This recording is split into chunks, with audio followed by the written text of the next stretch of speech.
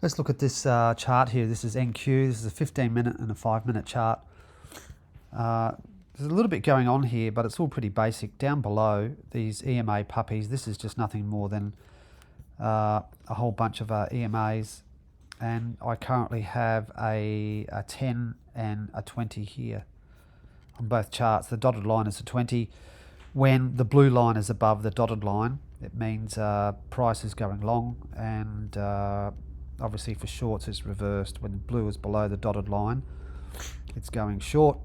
And it's the same in my chart here.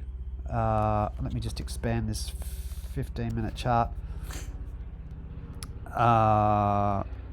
We can see here that I have a 10, sorry, a little bit different here.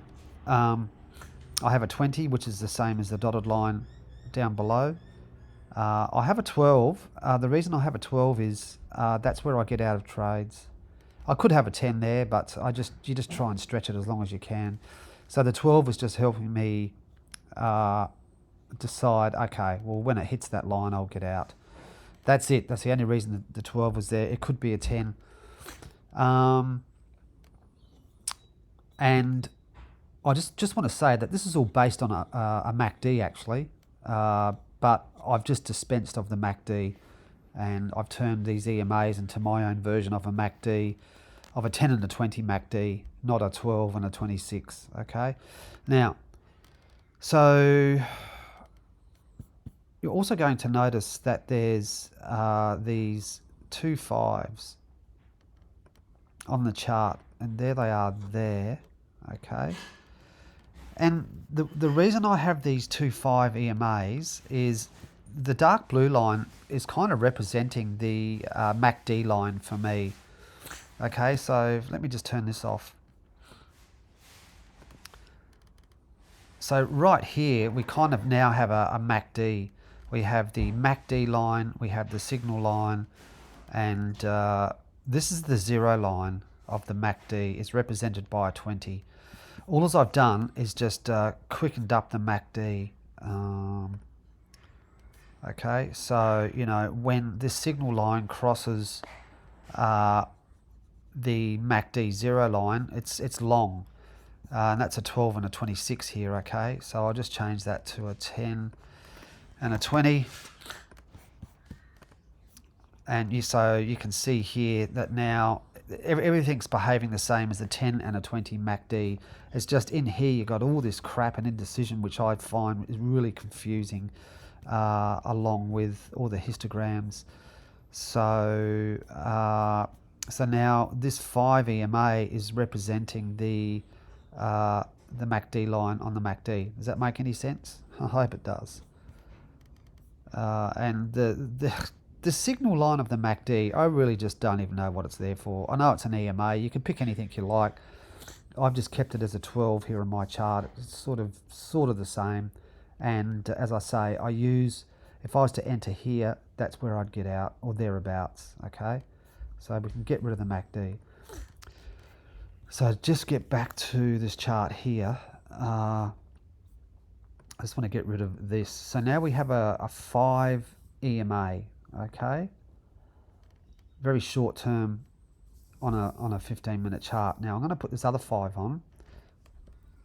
And the reason I have this is, have a look at the 5, the dark blue. That's set at close, okay? So the line moves when the bar closes. I have this aqua, this light blue 5 EMA, and that is now moving at the open. So it's now measuring the open of the bars, okay? Now the reason I do this is now going to help me determine my ins and outs on any chart. If the dark blue is above this aqua line, okay, it's long, short-term long. If it goes here, as you can see here, the dark blue goes under the aqua, you can see that short-term the market is pushing downwards. It doesn't mean that the trend has changed. The overall master trend, as you can see here, represented by these lines, it's still up. It just means there's a retrace, a pullback, okay? So and then you can see here the blue line pushes right across this light blue. It's very quick. It's as quick as I can get it without sort of going to a 2 EMA, and it just will help you make decisions, better decisions with like, okay, I think it might go up. To me, trading is 50% probability. We don't know what it's going to do, okay? So now I just bring back in the long-term trend, which is the 20, and you can see price never broke through anything. And now I'm going to bring back in the 12, okay? And the 12 is just, it's just like another safety, a safety for me. If I think, oh, I'm going to try and stretch it out, well, that's where I'd get out. You know, when I mean stretch it out, I just mean I might get in here and go, oh, okay, you know, I possibly should get out here at the change of the short term, but I might let it run to there, which would be stupid because you've come right up to here and made 190 points, and then you've dropped down to 9. So you don't even really need the 12 in there, but I just kind of keep it. It's just like this other barrier that these EMAs have to push through. It gets a little bit complicated in there. If I just did get rid of the 12, you could just do that. Okay, and just run it that way. It's up to you. You might see me with charts where I do have that orange line in there, or I won't. But utilising these 5 EMAs this way, it's a very good way. The dark blue is measuring the close of the bar, and the light blue is measuring the open of the bar. And we're still keeping our long-term trend in track. And then it becomes really handy when you get into the smaller time frames. Let me just put this 12 back on. And you can just see, like, the 12 really doesn't do a lot, and you really should be getting out right up here, but, you know, we do get greedy as humans. And so you can see this crap in here on the 5-minute chart, but if we look at the 15-minute chart, it was telling us that there's some kind of pullback in here, and that it bounced off this 12. You can see price is sort of bouncing off the 12 and the 20. The long-term trend here on these EMA puppies, the 10 and the 20, hasn't moved, so we just go long, and this is where it becomes invaluable in here to pick up these quick scalps. Yet again, you can get rid of the 12. Let me just get rid of that.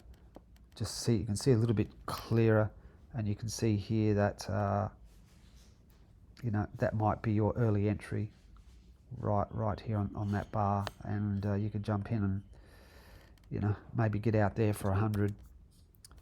Yeah, just go and back test this yourself. It's very handy. You can use different lengths of the 5s, but when you start to get to longer lengths, it gets a bit harder to read, because the longer the lengths, the distance between the 2 lines, the 2 EMAs, can be very difficult to see. You can get up to maybe a 20, like 2 20s, and that might work, but I'm a scalper, and it works really well on like a 1 minute. If I'm looking at a 15-minute chart here we go, will all load up. So if I'm looking at a 1 minute chart, I'm really focusing heavily on the direction of the 15, and I want to pick up these turnarounds, and you can see where it picks it up right down low, and that's how I'm able to get right in here and pick up that. I'm able to get right in here and pick it up, right in there and pick it up. And here it's up to you. So on the 1 minute chart, you could trade this backwards. You know, on the 15 minute, it looks like it wants to go back to the 20 or something. So it's up to you. I mean, you can trade it both ways, but you could also get yourself into a lot of trouble. Probably just best to trade with the trend, so you would be sitting all this crap out, and because we're still going long, your next long would have happened here, and you can see you're able to get right in here really quick. You can see the turnaround on the 2 5s right under there. Bang, off you go.